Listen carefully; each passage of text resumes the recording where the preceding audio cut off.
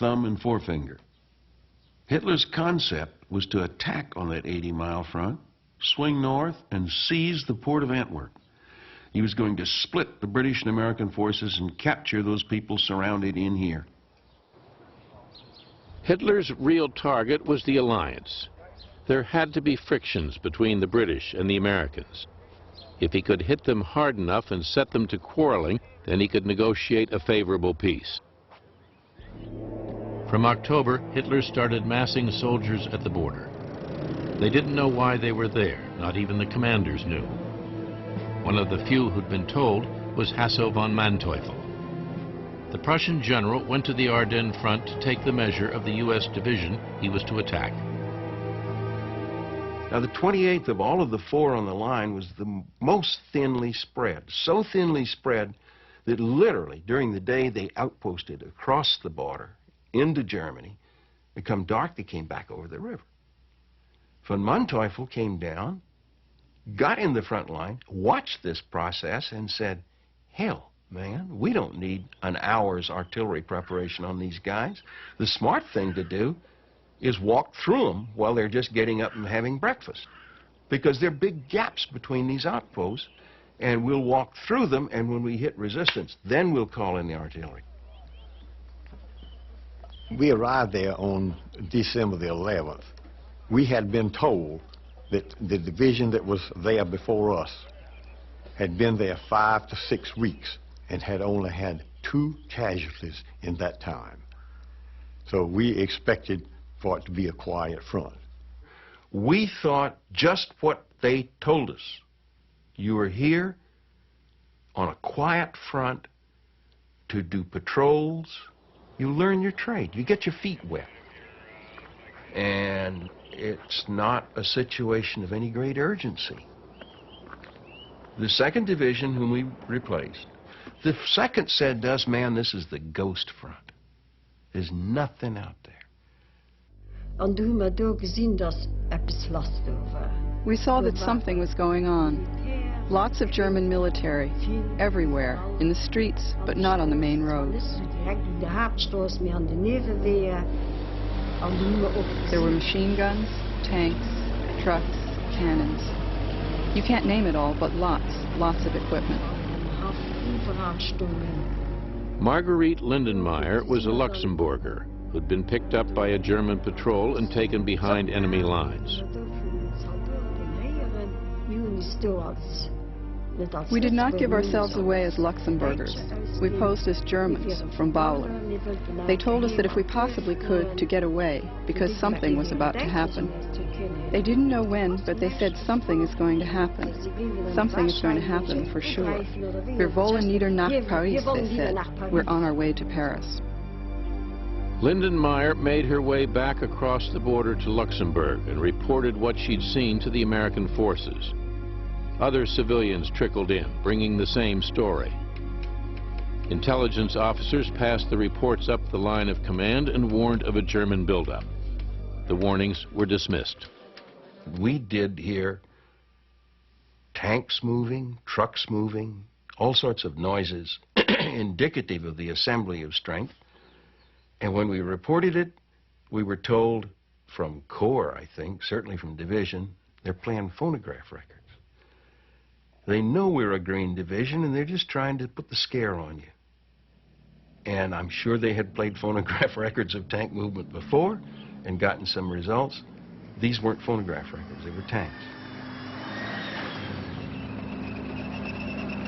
But we accepted that because of our mindset that these people can't really launch a serious attack.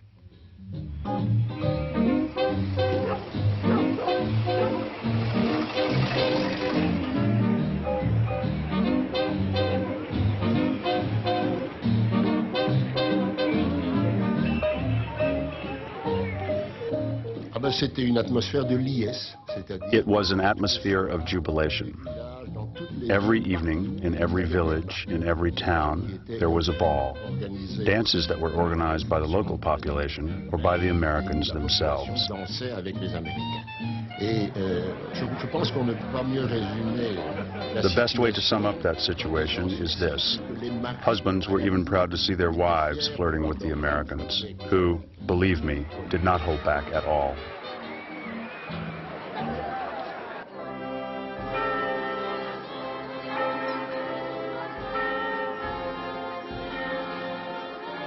The word went round. The Americans are collecting all their rations to give a party for the children on December 6th, St. Nicholas Day.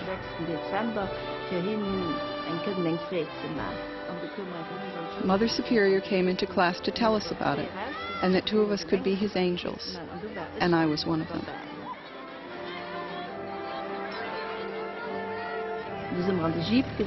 We were put into a jeep and driven through the whole town. When we were ready to go home, St. Nicholas took each one of us angels in his lap and gave us a kiss.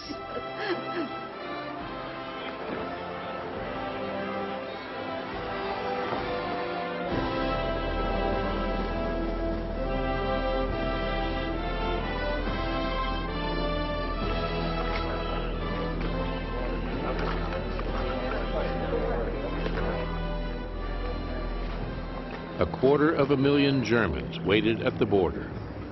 On December 16th, a Saturday, clouds and fog covered the valleys. It was the weather Hitler said he needed to keep the American bombers off his back. That day, a message went out to the 5th Panzer Army. Soldiers of the West Front, your great hour has arrived.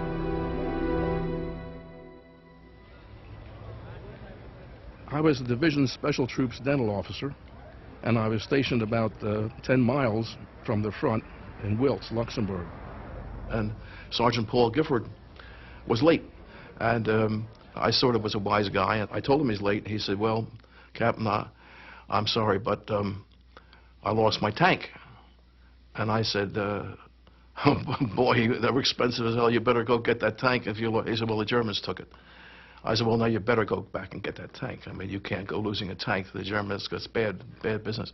So I got the usual laughter, and I said, what happened to Colonel so-and-so?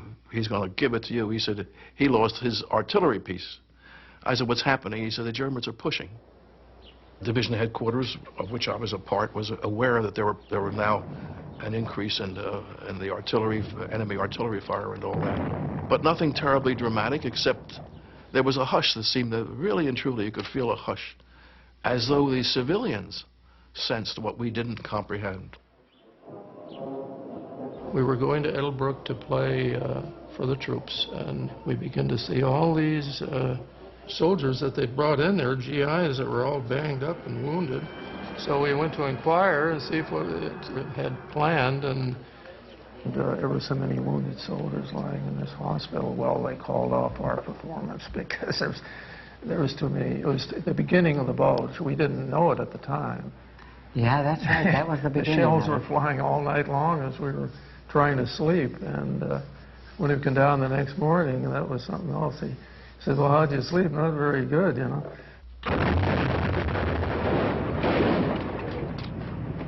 I went to bed, and the next morning at 6 o'clock, one of my messengers came over to wake me, and he said, everything's popping loose. And I said, I told this man to go on and leave me alone. I said, and then at that time, I heard the screaming mimes start coming in, the artillery and all types of artillery. That was December the 16th. That was a very, very rough day. And by that night, the Germans were all over us, within 10, 15 yards right in front of us.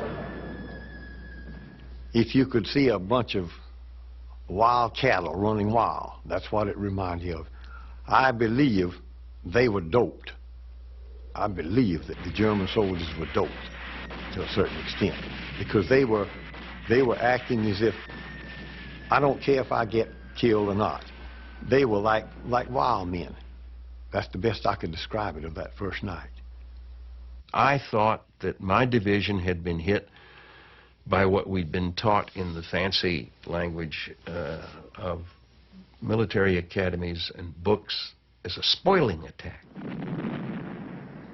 And that it just amounted to getting our act together and we'd throw them out. I certainly never believed that we'd been hit by a force that was really going to tear us up. Never.